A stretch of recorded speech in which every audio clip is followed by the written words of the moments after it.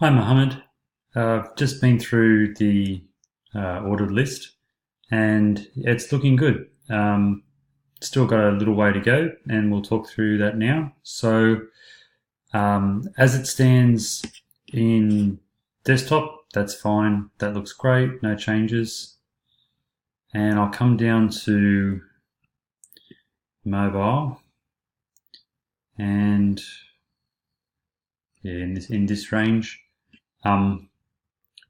So can we just, it looks good. It's all aligned up well. And I think if we could move it, the text over a little bit here, say to about that level, that would be good. And just close the gap up in between the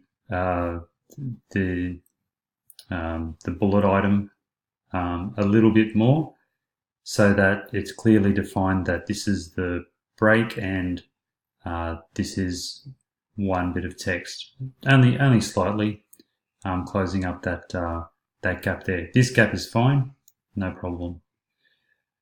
So if I move now to moving out, so my comments still apply to there. Okay, so when we get to this level, obviously you haven't got to here yet. And what comments can I make? Well, really it's just kind of making it like this.